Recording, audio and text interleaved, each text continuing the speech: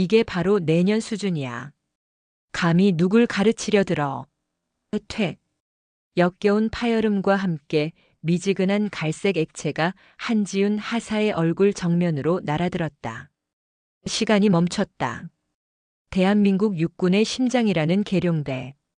그 안에서도 가장 호사스러운 장성 가족복지회관, 계룡 아르메의 고급스러운 실내 공기가 순간 얼어붙었다.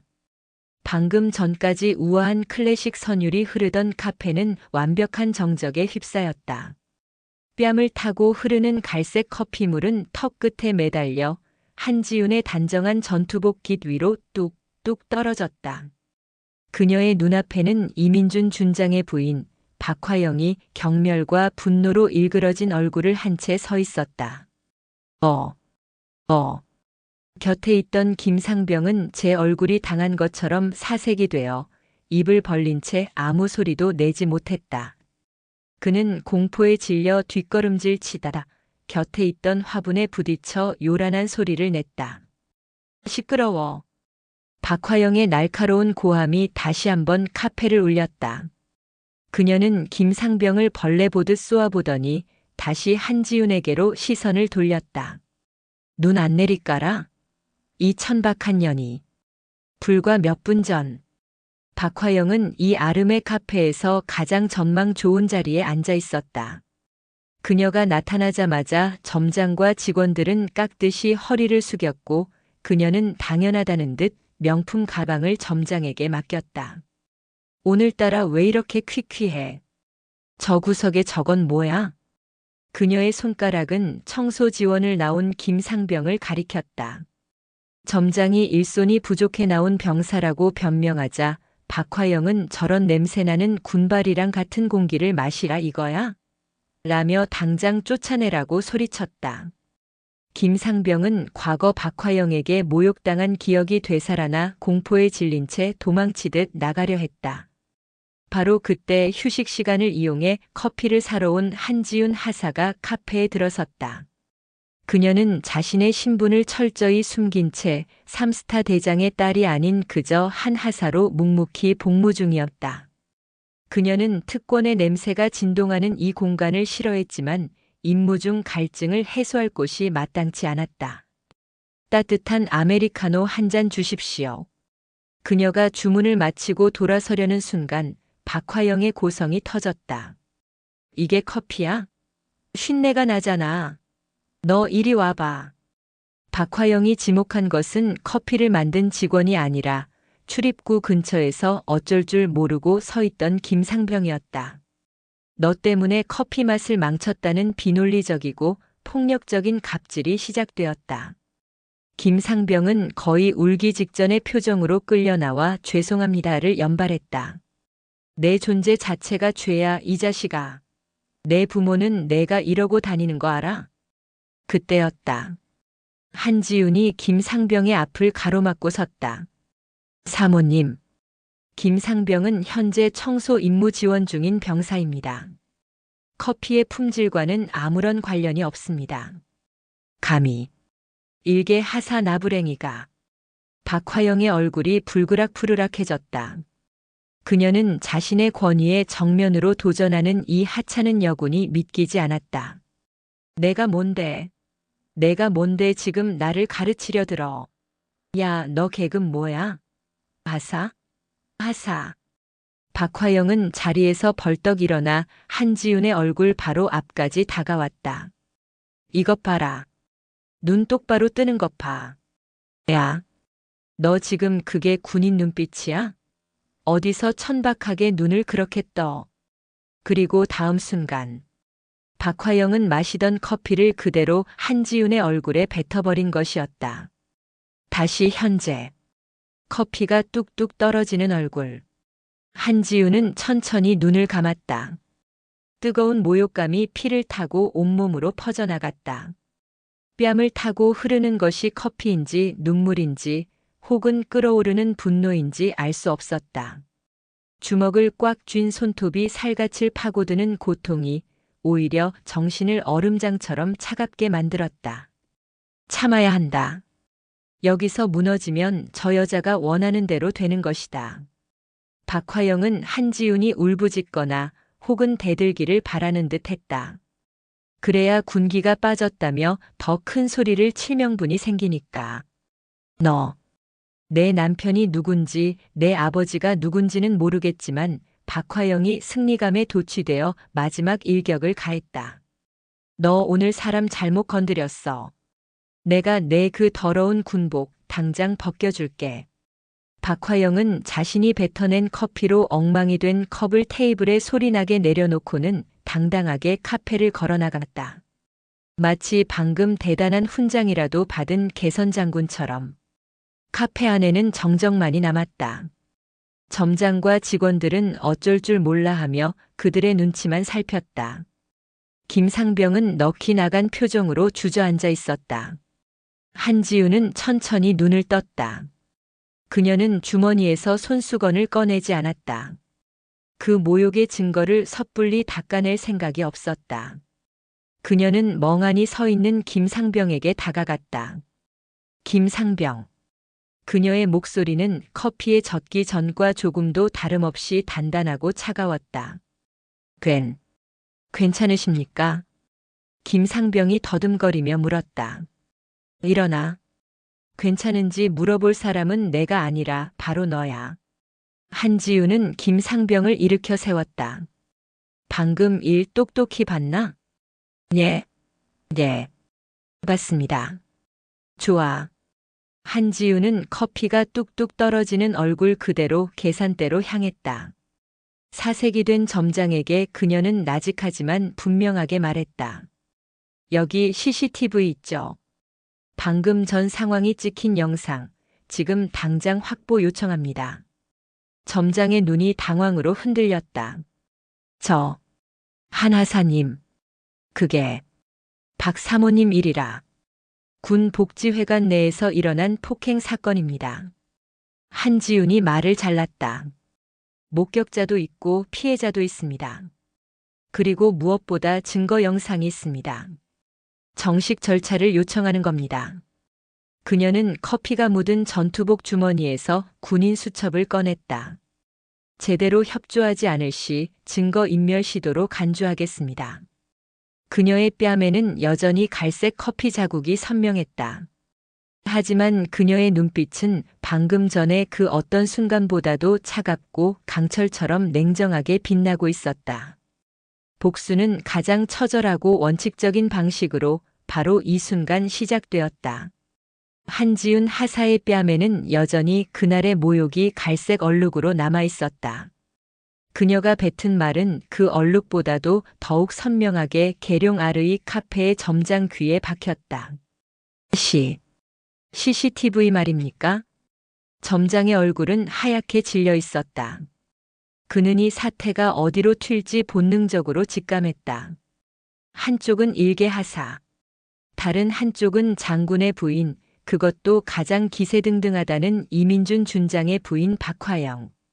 그에게는 선택지가 없었다. 한하사님, 박 사모님 일이라. 제가 어찌할 수가. 한지우는 점장을 차갑게 바라보았다. 점장님, 저는 지금 사모님의 사생활을 요구하는 것이 아닙니다. 그녀는 목소리를 높이지 않았지만 그 단어 하나하나에 강철 같은 무게가 실려 있었다. 저는 대한민국 육군 복지회관 내부에서 제복을 입은 군인이 민간인에게 폭행당한 사건의 증거 보전을 요청하는 겁니다. 그녀는 전투복 주머니에서 군인 수첩과 펜을 꺼냈다. 현 시간부로 금일 카페 내부를 촬영한 모든 영상 자료에 대한 정식 보전 요청서를 발부합니다.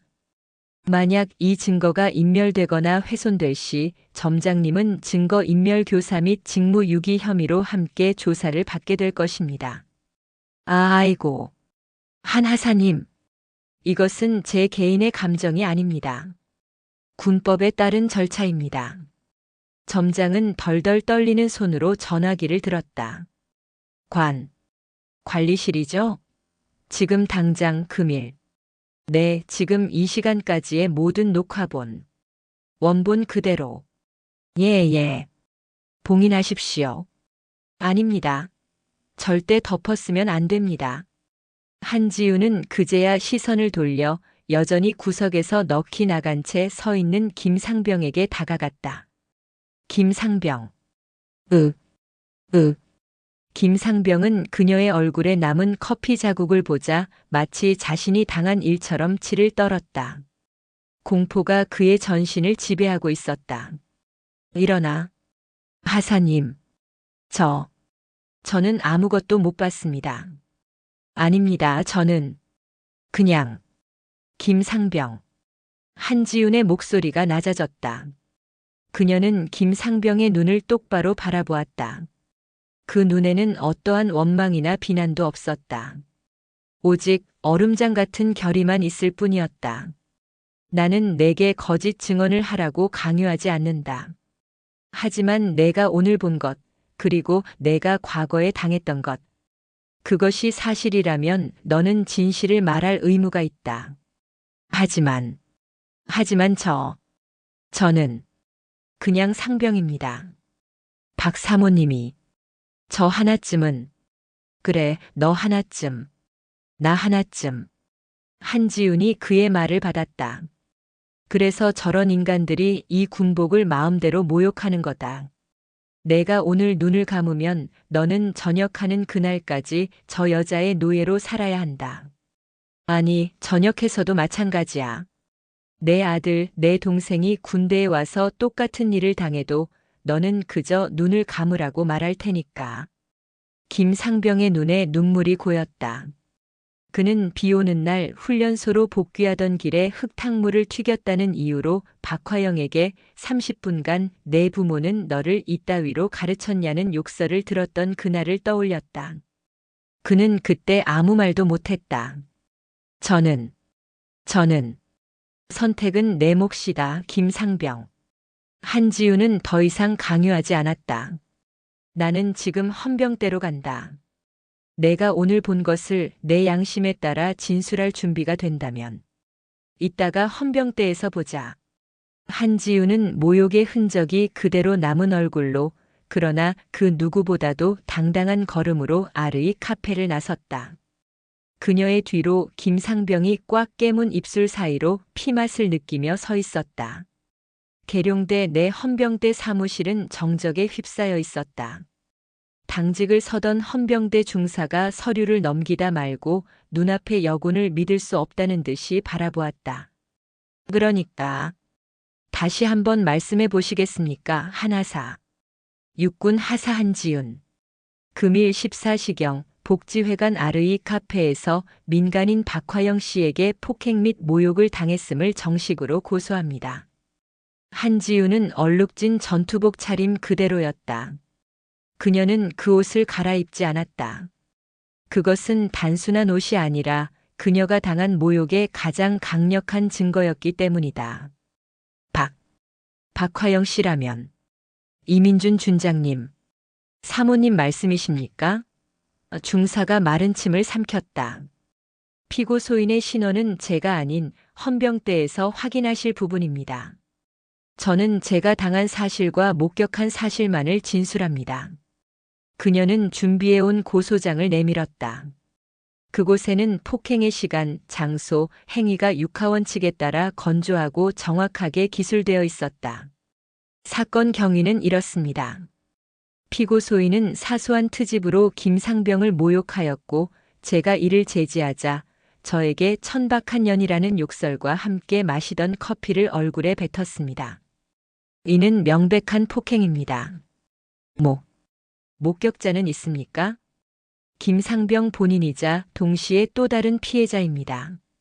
또한 카페 내부 CCTV 영상 확보를 요청하여 점장에게 보전 명령을 전달한 상태입니다. 즉각 압수수색하여 증거를 확보해 주시기 바랍니다. 중사는 등줄기에서 식은땀이 흐르는 것을 느꼈다. 이건 보통 일이 아니었다. 일개 하사가 현역 준장의 부인을 고소했다. 그것도 폭행으로. 한 하사. 이게 정말 이렇게까지 할 일입니까? 물론 사모님이 잘못하셨겠지만 좋게 해결할 수도 있지 않습니까? 상부에서는 중사님. 한지윤의 목소리가 그의 말을 잘랐다. 군인이 군인에게 폭행당해도 좋게 해결하십니까? 계급이 높으면 혹은 계급 높은 사람의 가족이면 군법 위에 존재합니까? 저는 지금 사적인 감정으로 이 자리에 온 것이 아닙니다. 대한민국 군인으로서 군의 기강을 바로잡기 위해 정식 절차를 밟고 있는 것입니다. 그녀의 눈빛은 흔들림이 없었다. 중사는 더 이상 아무 말도 할 수 없었다. 그는 이 하사가 혹은 이 고소장이 자신의 선에서 감당할 수 있는 것이 아님을 깨달았다. 그는 떨리는 손으로 수화기를 들었다. 헌병대장, 아니 그보다 더 위로. 이 보고는 지금 당장 올라가야 했다. 알겠습니다. 고소장 정식으로 접수하겠습니다. 한지윤은 경례를 붙였다. 감사합니다. 공정한 수사를 기대하겠습니다. 충성. 헌병대 사무실을 나온 한지윤은 비로소 크게 숨을 내쉬었다. 하늘은 이상하리만치 파랗고 높았다. 그녀는 전투복 소매로 뺨에 말라붙은 커피 자국을 거칠게 닦아냈다. 그러나 그녀의 마음속에 새겨진 모욕은 이제 막 타오르기 시작한 복수의 불꽃을 더욱 거세게 만들 뿐이었다. 그녀는 아버지에게 전화하지 않았다. 이 싸움은 오롯이 군인 한지윤의 싸움이어야 했다. 보고는 폭탄처럼 전해졌다. 계룡대 헌병대장의 사무실을 거쳐 육군 본부 법무실, 그리고 마침내 육군 참모총장 직무실의 옆 육군 대장 한강철의 집무실에 도달했다. 대장님. 부관으로 있는 이 대령이 평소와 달리 극도로 긴장한 얼굴로 결제 서류가 아닌 사건 보고서를 내밀었다. 이게 뭔가? 한강철 대장은 거대한 집무실 책상에 앉아 산더미 같은 서류를 처리하던 중이었다. 그의 얼굴에는 피곤함이 묻어났지만 그 눈빛만은 여전히 서슬퍼런 칼날 같았다. 헌병대에서 올라온 특이사항 보고입니다. 대장님께서 직접 보셔야 할 것 같습니다.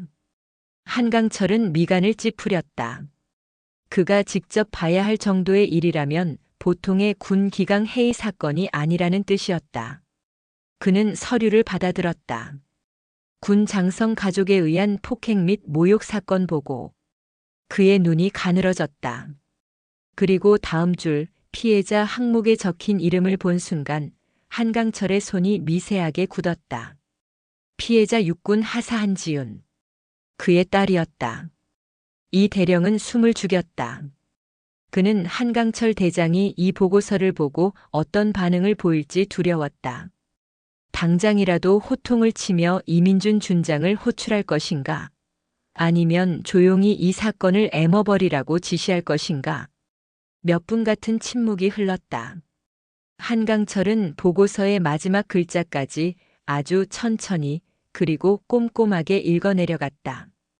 커피, 폭행, 모욕, 김상병, CCTV, 그리고 고소장. 그는 딸이 자신에게 전화 한 통 하지 않고 곧바로 헌병대로 향했다는 사실을 확인했다. 한강철이 낮게 탄식했다. 그것은 분노도 실망도 아니었다. 그것은 뭐라 형언할 수 없는 복잡한 감정의 응어리였다. 그는 눈을 감았다.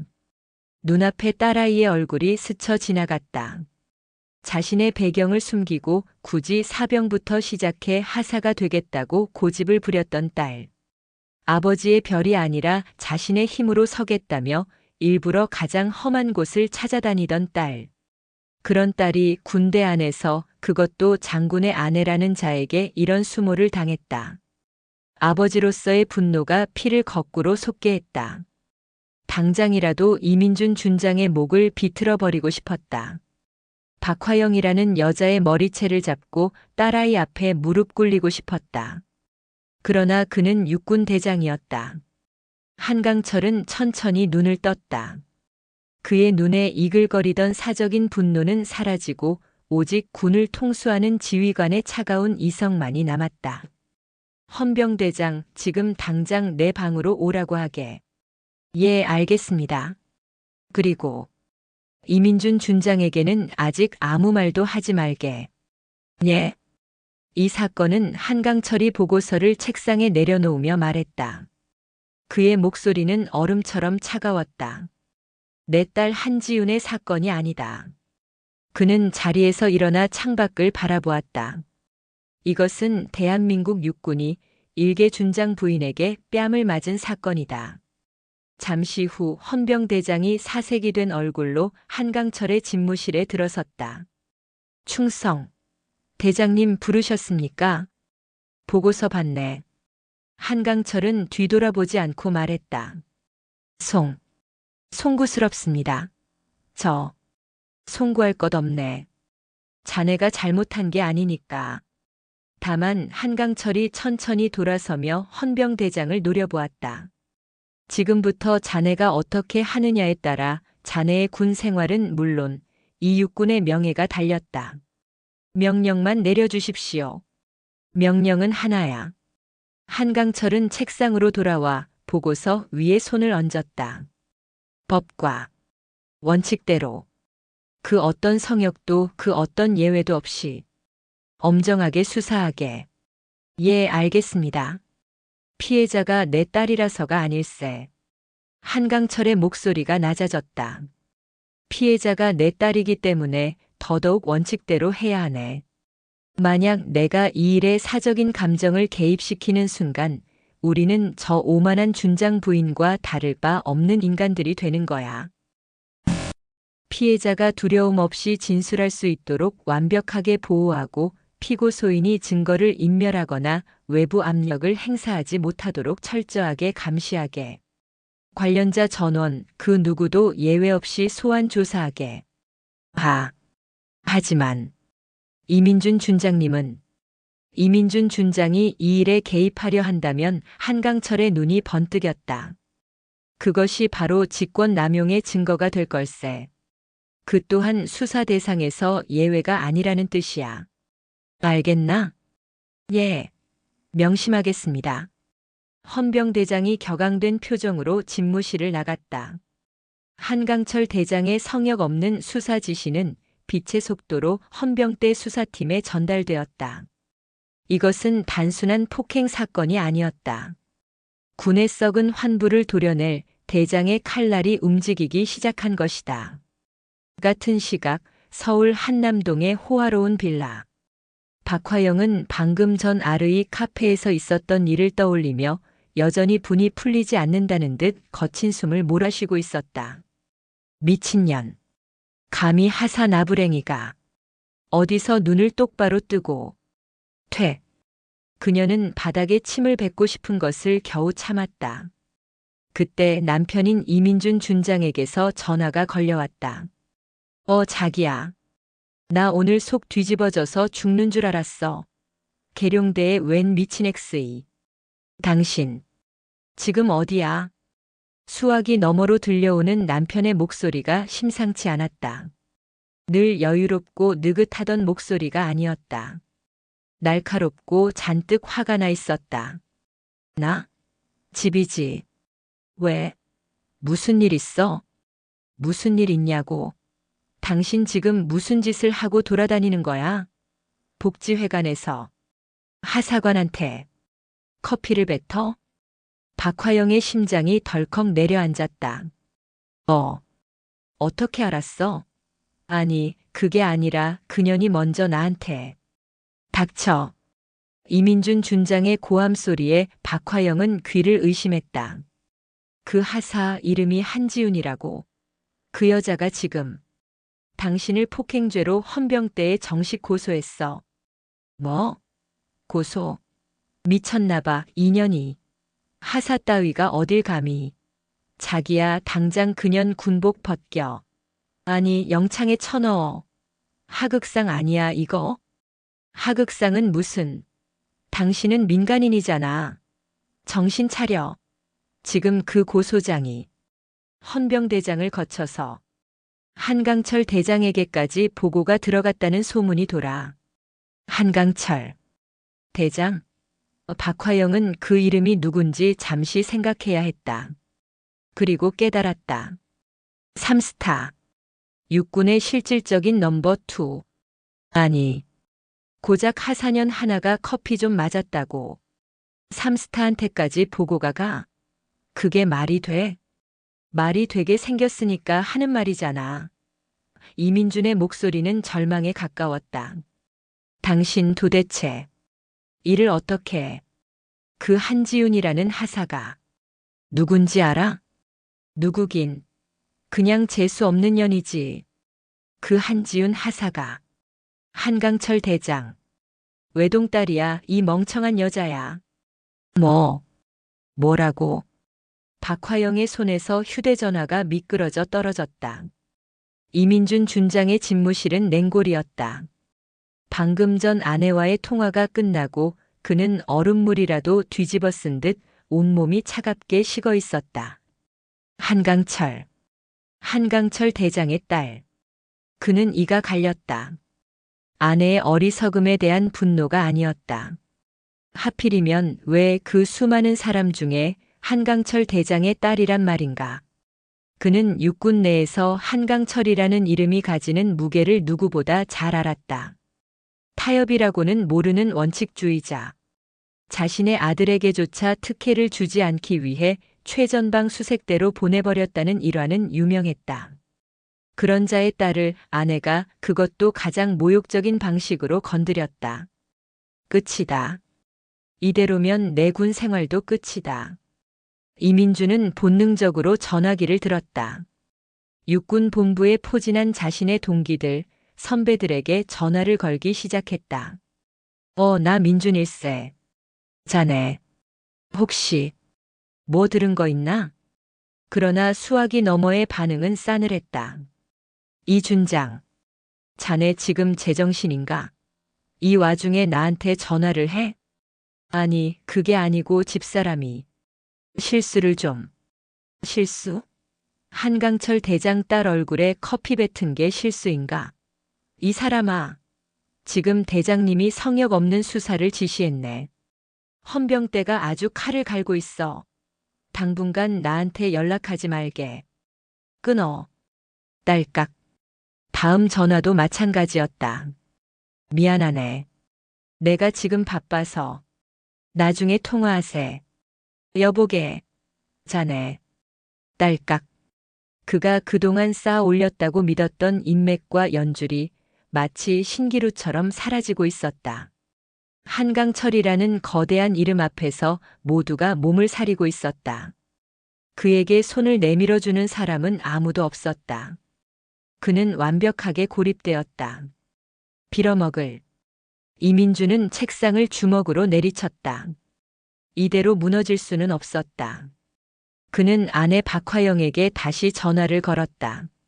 당장 그 한지훈 하사라는 애. 만나. 무릎을 꿇든 돈을 주든 뭐든 해.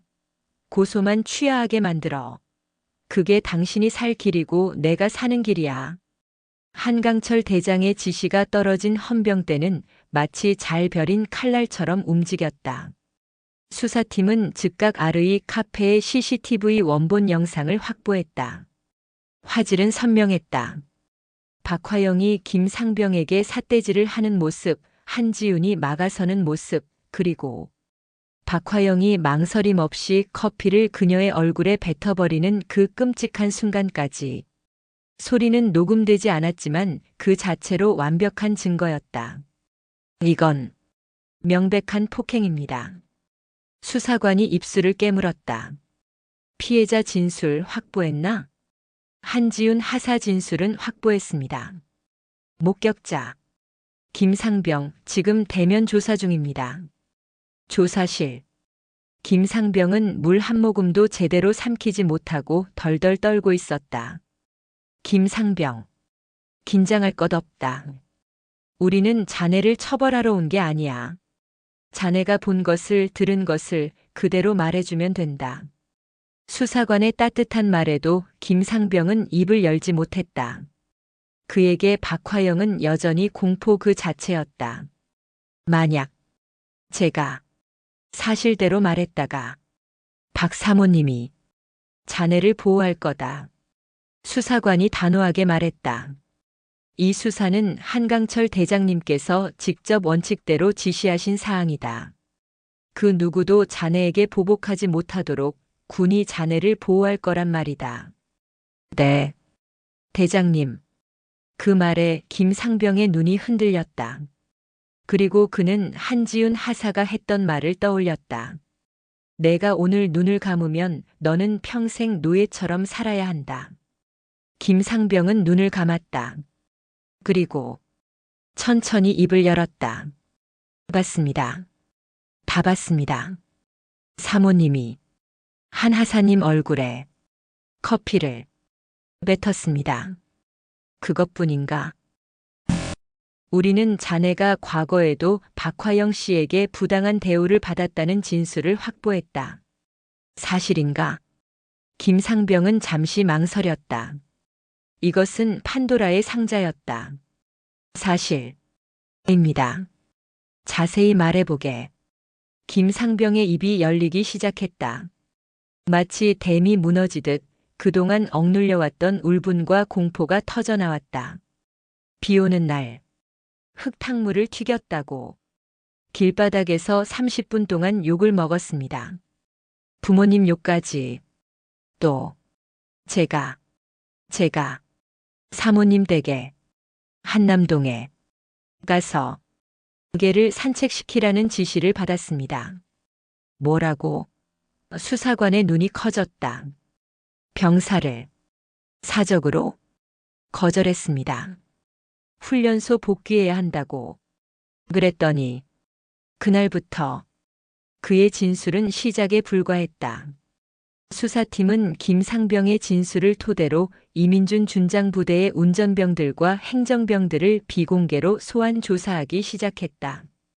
그리고 썩은 내가 진동하는 진실들이 쏟아져 나오기 시작했다.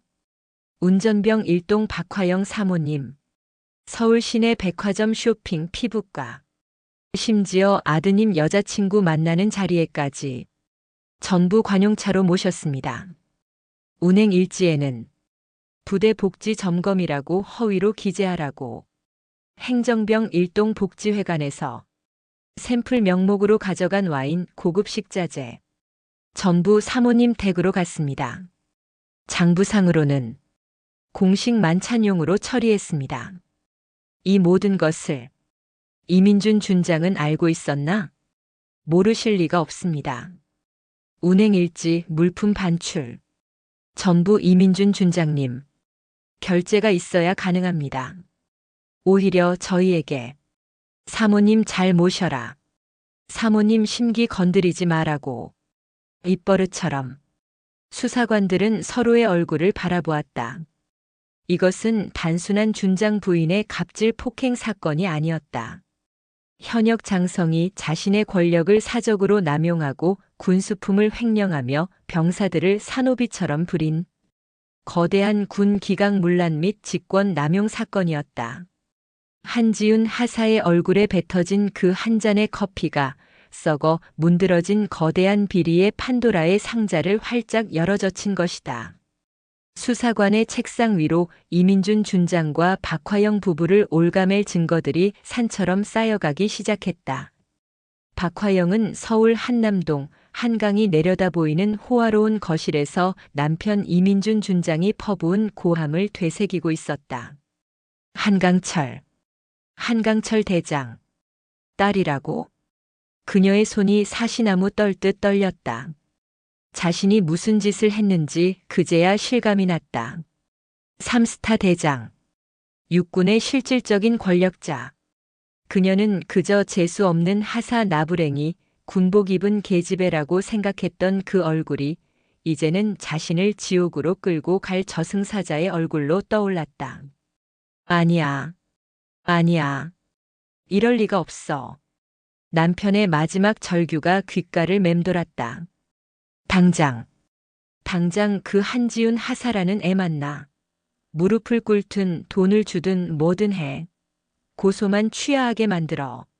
그게 당신이 살 길이고 내가 사는 길이야. 박화영은 정신 나간 사람처럼 차 키를 움켜쥐고 집을 뛰쳐나왔다. 그녀는 자신의 고급 세단을 몰아 미친 듯이 계룡대로 향했다. 하지만 위병소 앞에서 그녀의 차는 가로막혔다. 사모님, 지금 등록되지 않은 민간 차량은 출입이 통제되고 있습니다. 위병소 근무자의 싸늘한 눈빛.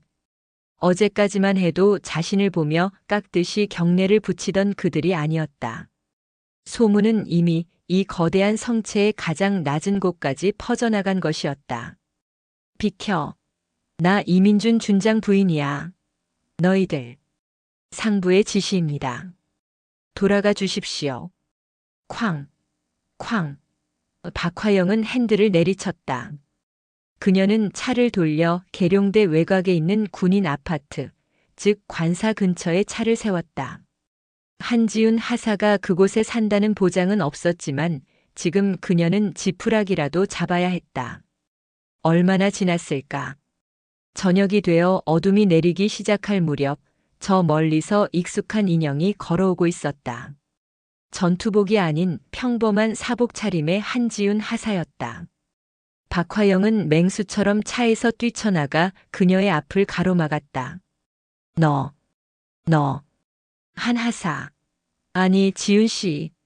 한지훈은 갑자기 튀어나온 박화영의 모습에 잠시 놀랐지만 이내 그 차가운 표정으로 돌아왔다. 무슨 일이십니까? 내가. 그날은 정말 제정신이 아니었어. 미안해. 정말 미안해. 박화영은 그 오만하던 기세는 온데간데 없이 덥석 한지훈의 팔을 붙잡았다. 내가 실수를 했어. 사람이 살다 보면 그럴 수도 있잖아. 응? 내가 다 보상할게. 그래, 보상. 얼마면 되겠어? 얼마를 원해? 내가 원하는 만큼. 넉넉하게. 집안 어른들. 아니, 한 대장님께는. 제발 이 일은. 한지훈은 자신의 팔을 붙잡은 박화영의 손을 천천히 하지만 단호하게 떼어냈다. 고소는 취할 생각 없습니다. 그 한마디에 박화영의 눈이 뒤집혔다. 애원과 공포가 뒤섞여 있던 그녀의 얼굴이 다시금 본래의 악독한 분노로 물들기 시작했다. 야. 그녀의 목소리가 가늘고 날카롭게 변했다. 너, 내 아빠 백 믿고 이러는 거지. 그렇지? 삼스타 딸이면 사람을 이렇게 짓밟아도 되는 거야? 너 이 일이 커지면 내 아빠도 무사할 것 같아? 그래, 어디 해봐. 내 아빠가 삼스타면 뭐해. 군대라는 게 그렇게 호락호락한 데가 아니야. 너 하나 때문에. 내 아빠 군 생활에. 지금. 한지훈이 박화영의 말을 잘랐다. 저를 협박하시는 겁니까? 협박? 이게 협박으로 들려? 사실을 말해주는 거야. 이 철딱선이 없는 년아. 그렇습니까? 한지훈은 천천히 자신의 주머니에 있던 휴대전화를 꺼내 들었다. 통화 녹음 중임을 알리는 붉은 표시가 선명하게 빛나고 있었다. 방금 하신 말씀. 얼마면 되겠냐는 뇌물 공여 시도. 그리고 내 아빠도 무사하지 못할 것이라는 협박.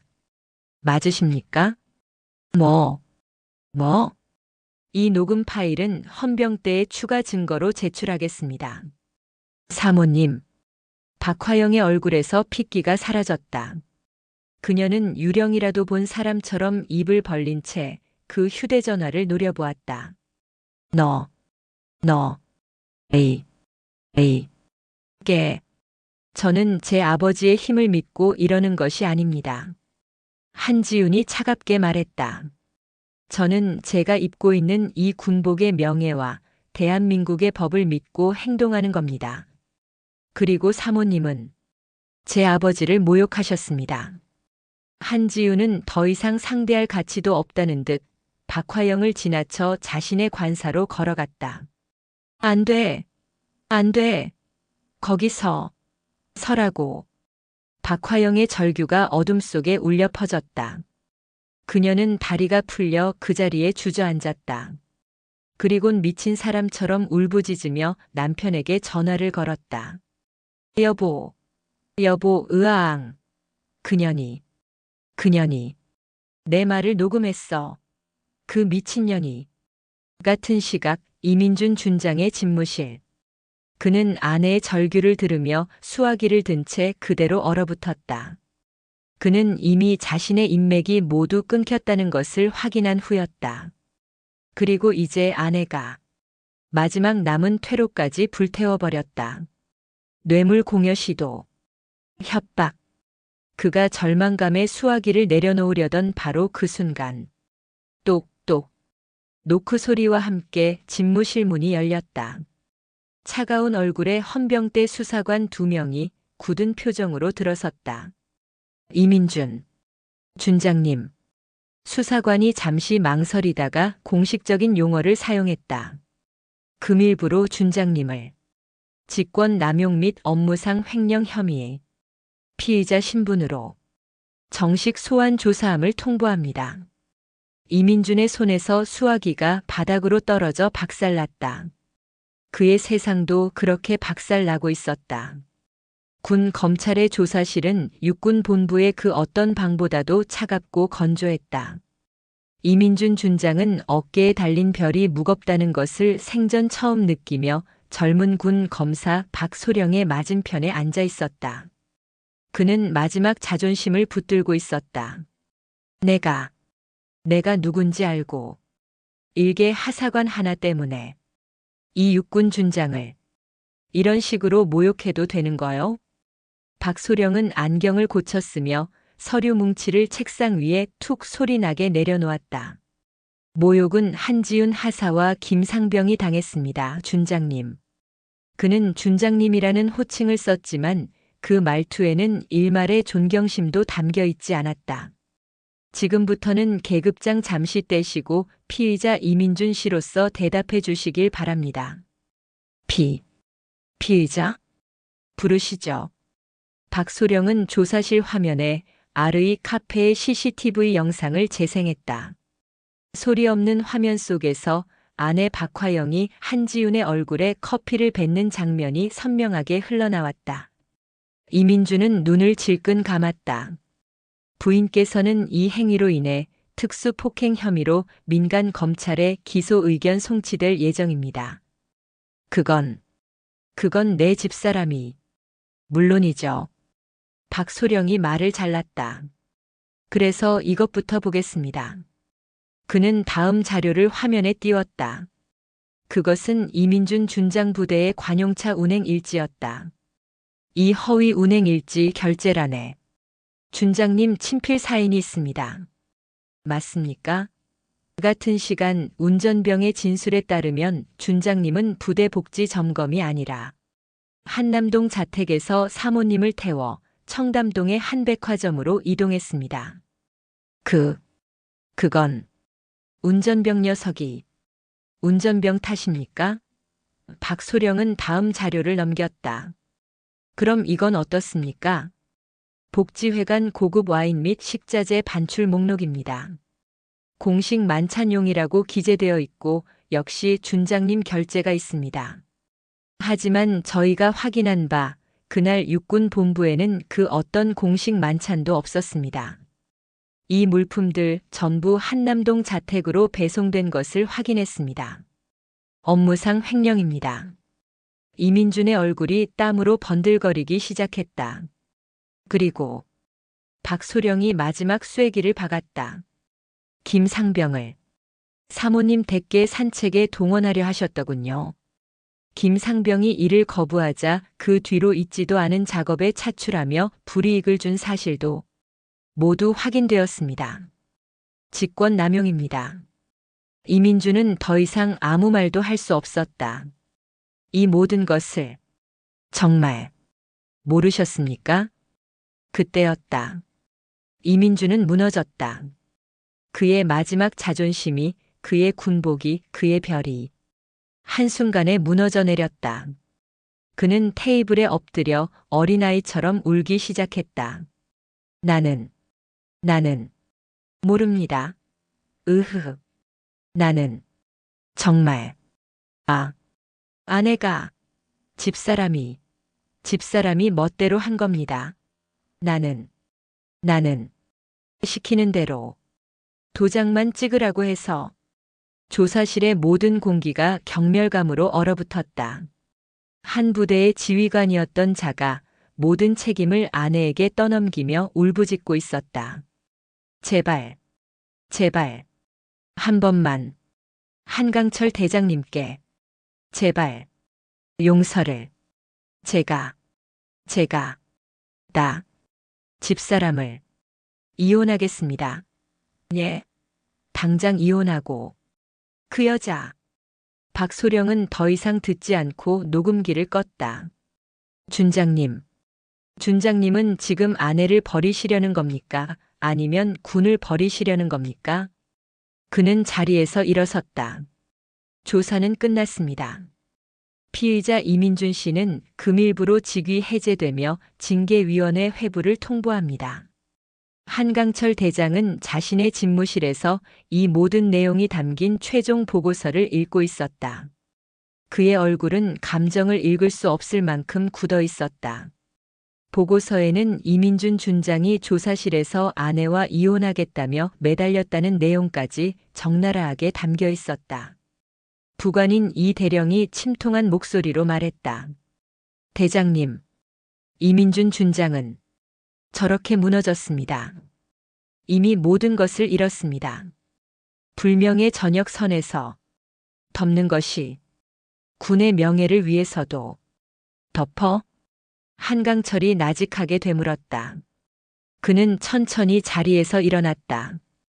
이 대령, 썩은 팔을 반창고 하나 붙여서 치유할 수 있나? 아니, 팔 전체를 잘라내야지. 그래야 몸이 살아. 그는 창밖의 드넓은 계룡대 연병장을 바라보았다. 내 딸이 당한 모욕은 이 거대한 부패의 신호탄이었을 뿐이야. 저놈은 군복을 입은 도둑놈이었고 병사들을 산호비로 부린 양치기였어. 한강철이 돌아섰다. 그의 눈은 불타고 있었다. 징계위원회 최고 수위로 회부하게. 그리고 수사자료 일체. 단 하나의 혐의도 빼놓지 말고 민간 검찰로 이첩 준비하게. 대한민국 법이 저자를 심판하도록 만들게. 그것은 사적인 복수가 아니었다.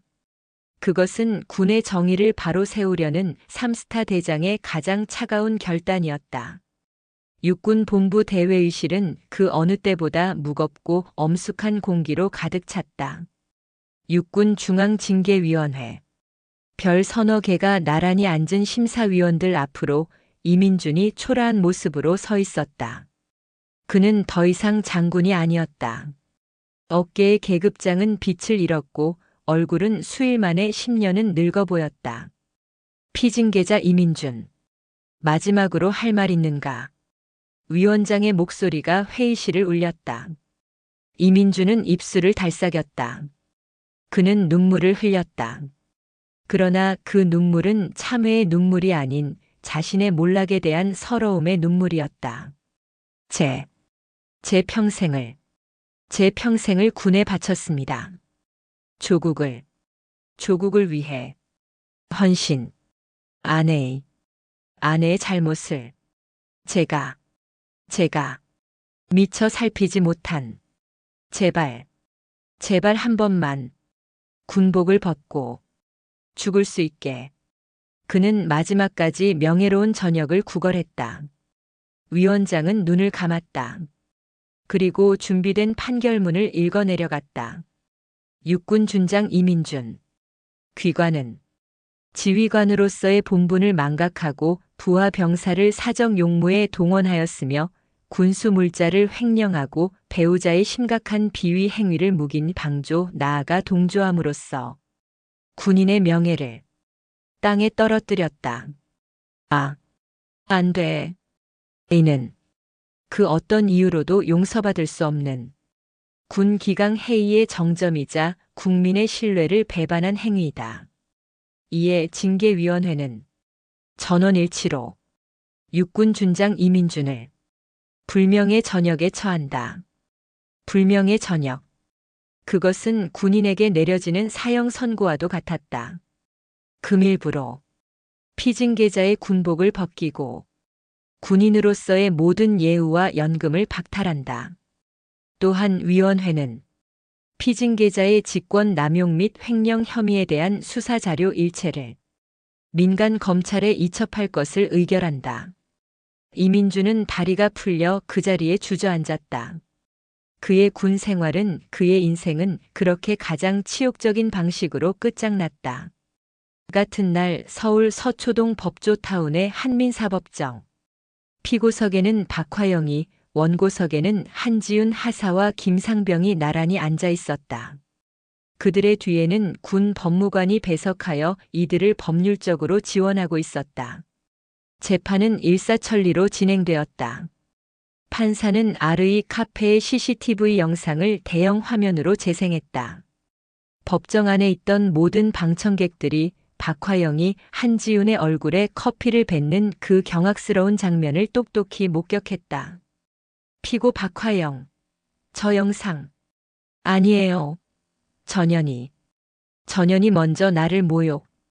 판사는 망치를 내리쳤다. 정숙. 피고는 발언권을 얻었을 때만 말하시오. 이어서 한지훈이 제출한 녹음 파일이 재생되었다.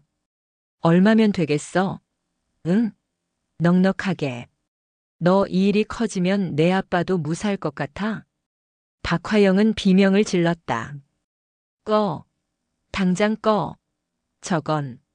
저건 함정이야. 판사는 차가운 눈으로 박화영을 바라보았다. 그리고 판결문을 읽기 시작했다. 피고 박화영의 행위는 피해자들의 군인으로서의 명예는 물론 한 인간으로서의 존엄성을 명백히 훼손한 악의적인 폭행이다. 또한 자신의 잘못을 반성하기는커녕 피해자들에게 뇌물 공여를 시도하고 피해자의 가족을 언급하며 협박한 바, 그 죄질이 매우 불량하다. 이에 재판부는 피고 박화영은 원고 한지훈 하사에게 위자료 1억 원을, 원고 김상병에게 위자료 5천만 원의 손해배상금을 즉시 지급할 것을 명령한다. 뭐라고? 1억 5천만 원. 박화영이 명품 가방 몇 개 값으로 치부할 수도 있었겠지만 판사의 말은 끝나지 않았다. 또한 피고와 그 배우자 이민준이 공모한 군 물품 횡령 혐의에 대해서는 별도 형사 재판이 진행 중임을 감안하여 원고들의 손해배상금 지급을 담보하기 위해 피고와 이민준의 공동재산인 서울 용산구 한남동 소재의 주택을 가압류한다. 안 돼. 안 돼. 그 집은 안 돼. 내 집이야. 박화영은 법정 경위들에게 끌려나가며 발악했다. 그녀가 법원 청사 밖으로 끌려나오자 기다렸다는 듯이 YTN과 JTBC의 카메라 플래시가 일제히 터졌다. 기자들이 마이크를 들이밀었다. 박화영 씨, 1억 5천만 원 배상 판결. 심경이 어떠십니까? 남편. 이민준 준장의 불명예 전역에 대해 한 말씀 해주시죠. 군 물품 횡령 혐의 인정하십니까? 한남동 자택이 가압류됐는데 앞으로 어디서 지내실 겁니까? 비키라고. 이 천박한 것들. 내가 누군지 알아. 이거 나. 박화영은 기자들을 밀치며 발악하다가 그대로 계단 아래로 굴러떨어졌다. 값비싼 명품 옷은 흙먼지로 더러워지고 완벽하게 관리했던 머리는 산발이 되었다. 카메라는 바닥에 넘어져 짐승처럼 울부짖는 그녀의 가장 비참하고 가장 추악한 모습을 남김없이 담아내고 있었다. 서초동 법원 청사 앞 시멘트 바닥은 박화영에게 그 어떤 자비도 베풀지 않았다. 그녀가 계단에서 굴러떨어져 흙먼지 투성이가 된 모습, 값비싼 명품 옷이 찢어지고 머리채가 산발이 된 그 처참한 광경은 다음 날 대한민국 모든 신문과 뉴스의 일면을 장식했다. 비켜, 비키라고. 이 천박한 것들. 그녀가 마지막까지 발악하며 내뱉은 그 한마디는 그녀의 오만함을 증명하는 마지막 유언처럼 전국에 방송되었다. YTN과 JTBC를 비롯한 주요 방송사들은 저녁 메인 뉴스의 첫 소식으로 이 사건을 다루었다. 광화문 사옥 전광판에는 이민준이 헌병대에 연행되는 사진과 박화영이 바닥에 나뒹구는 사진이 나란히 걸렸다. 군부대 내 갑질 문화 성역 없이 척결. 3스타 딸에게 커피 뱉은 준장 부인 1억 5천 배상 판결 및 자택 가압류. 남편 이민준 준장 불명예 전역 및 형사 입건. 군인 연금 전액 박탈. 뉴스 앵커들은 냉정한 목소리로 사건을 논평했다. 이번 사건은 단순히 한장성 가족의 일탈로 볼 수 없습니다. 군 내부의 골마 터진 특권 의식과 병사들의 인권을 사적으로 유린해온 관행에 육군 대장, 즉 한강철 대장이 직접 성역 없는 수사라는 칼을 빼든 것입니다. 특히 피해자인 한지훈 하사가 3스타 대장의 딸이라는 신분을 이용해 사적 복수를 한 것이 아니라 정식 고소 절차와 법적 대응이라는 원칙을 고수했다는 점에서 많은 국민들이 진정한 참군인이라며 찬사를 보내고 있습니다. 여론은 불타올랐다. 인터넷 포털 사이트의 댓글창은 분노로 마비될 지경이었다. 커피를 뱉어? 사극에서나 보던 짓을 21세기에 하네. 저런 것들은 평생 콩밥 먹여야 한다. 병사가 노예냐? 운전병의 개 산책? 이민준 저놈은 군복 입을 자격도 없다. 한지훈 하사 멋있다. 자기 아빠 백 안 쓰고 정면으로 박살냈네. 저게 진짜지. 1억 5천이 대수냐. 저것들 한남동 집이 얼만데. 형사 처벌까지 가서 징역 살아야 정의 구현이다. 그들이 그토록 자랑스러워했던 한남동 자택은 이제 가압류 딱지가 붙어 오가지도 못하는 치욕의 공간이 되었다. 박화영은 당장 머무를 곳조차 마땅치 않았다. 그녀가 그토록 어울리던 상류층 부인들은 그녀의 번호를 수신 차단한 지 오래였다. 여보세요? 여보세요? 나야. 화영이. 아무도 받지 않는 전화를 붙들고 그녀는 허름한 모텔방에서 절규했다. 그녀가 그토록 경멸했던 천박한 공간에서 그녀는 자신의 몰락을 실감했다. 이민준 역시 마찬가지였다. 불명예 전역 조치와 동시에 그는 민간인 신분으로 군 검찰에 의해 구속 기소되었다. 그가 평생을 바쳤다고 자부했던 군은 그에게 차가운 쇠창살이 박힌 구치소 독방을 내주었다. 그는 텔레비전에서 흘러나오는 아내가 법원 앞에서 구르는 뉴스를 보며 이가 갈리는 분노를 느꼈다. 저 멍청하고 악독한 여자. 그는 아내를 원망했다. 모든 것이 아내 때문이라고 생각했다. 그가 병사들을 사적으로 동원하고 군수품을 빼돌리도록 동조했던 자신의 죄는 까맣게 잊은 채였다. 그들의 관계는 이미 파탄난 지 오래였다. 그들에게 남은 것은 곧 다가올 형사 재판에서 서로에게 죄를 떠넘기는 비참한 진흙탕 싸움뿐이었다. 그 시각 계룡대. 모든 폭풍의 중심에 있었던 한지훈 하사와 김상병은 그 어느 때와 다름없이 자신들의 임무를 수행하고 있었다. 하사님. 식당에서 마주친 김상병이 이제는 더 이상 주눅 들지 않는 맑아진 눈으로 그녀에게 경례를 붙였다. 뉴스. 봤습니다. 아니 정말. 속이 다 시원했습니다. 한지훈은 묵묵히 식판을 들고 그의 곁에 섰다. 끝난 것 아니다, 김상병. 예. 민사재판은 우리가 입은 모욕에 대한 보상일 뿐이다. 저들의 죄에 대한 심판은 아직 남았다. 형사재판. 나는 군인이다. 한지훈이 김상병의 어깨를 가볍게 두드렸다. 너도 군인이다. 우리는 법정에서 승리하기 위해 군복을 입은 것이 아니야. 우리는 이 자리에서 우리의 임무를 완수하기 위해 군복을 입는다. 밥 먹자. 그리고 내일 훈련 준비 똑바로 하도록. 예, 알겠습니다. 김상병의 목소리는 그가 입대했던 그 어느 날보다도 우렁찼다.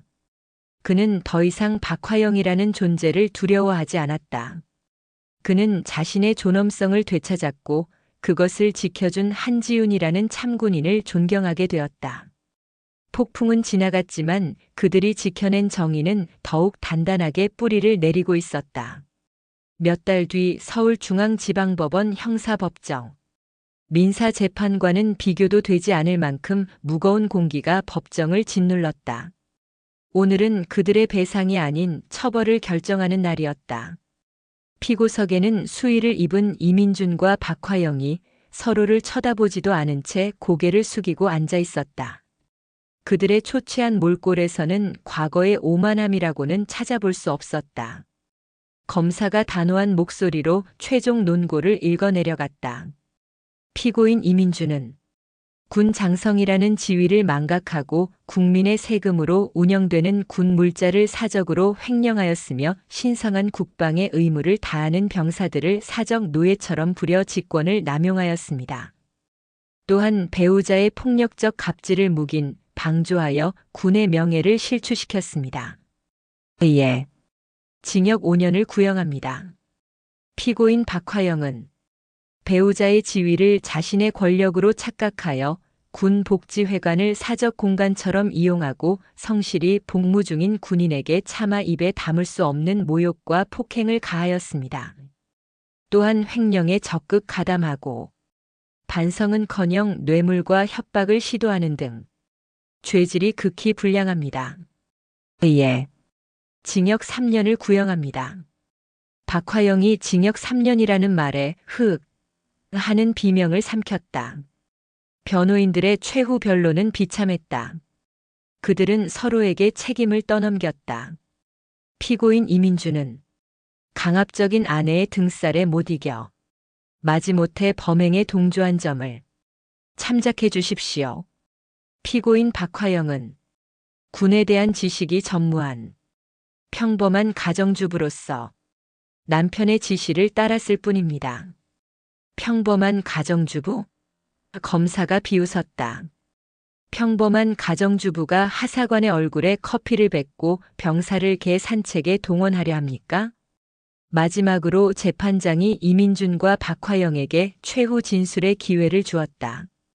이민준은 울먹이며 일어섰다. 잘못했습니다. 제가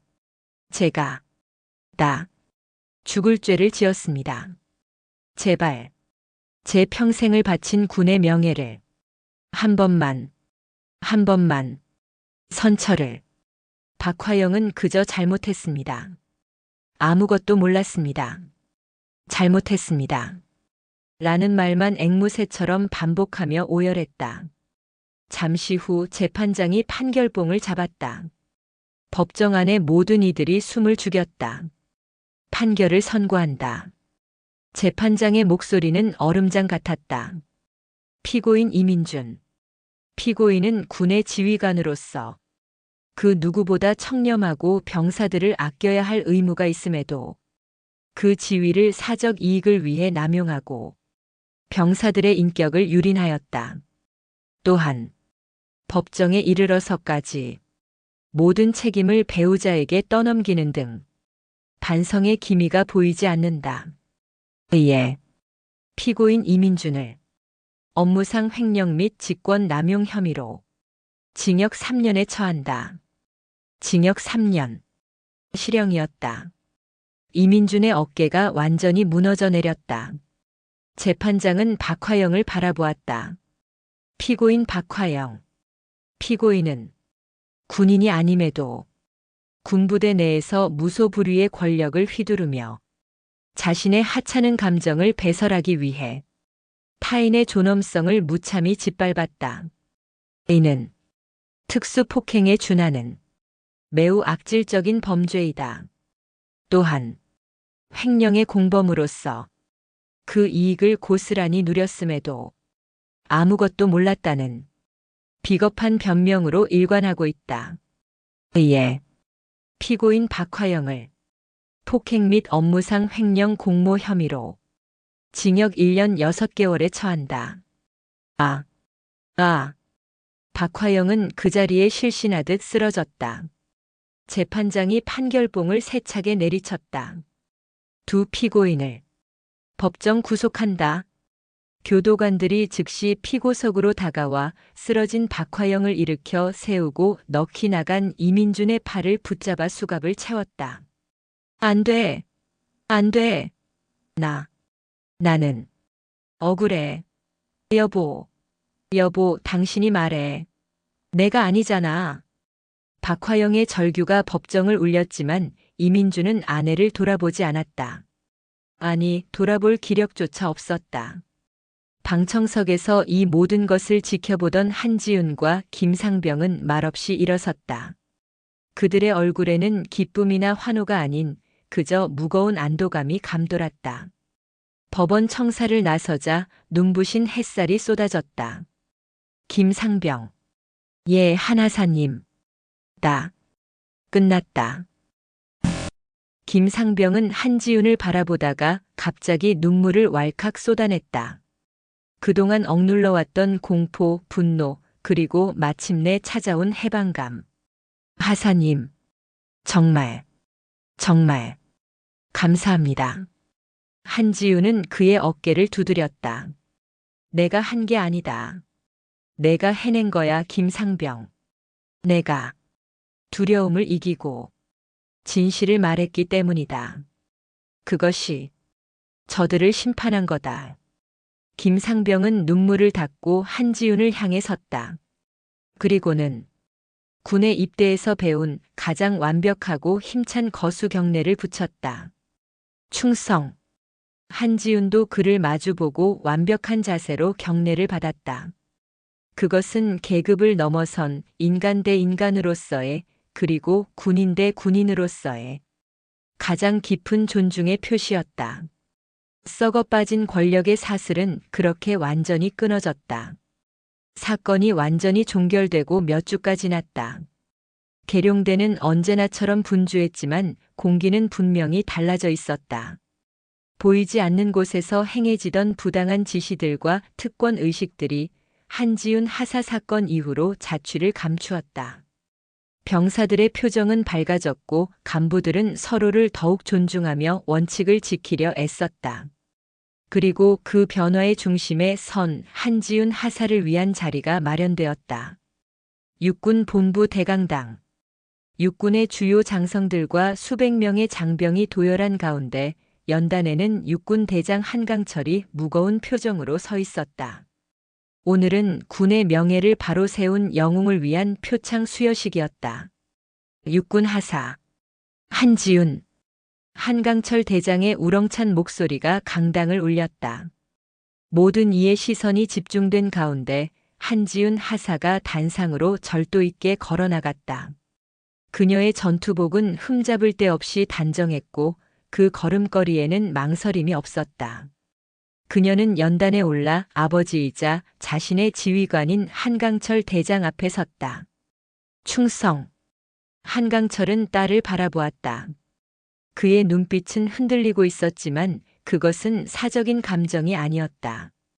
그것은 군 선배로서 지휘관으로서 느끼는 뜨거운 자랑스러움이었다. 그는 옆에 부관이 들고 온 표창장과 훈장을 받아들었다. 그리고 마이크를 잡고 그 내용을 천천히 힘주어 읽어내려갔다. 표창장. 육군 하사 한지윤. 상기 군인은 자신의 안위보다 군의 명예를 먼저 생각하고 자신의 배경이나 신분을 이용한 사적 복수가 아닌 투철한 군인 정신과 법과 원칙에 입각한 정당한 절차로 군 내부의 썩어버린 부조리를 척결하고 땅에 떨어진 군의 명예를 드높였다.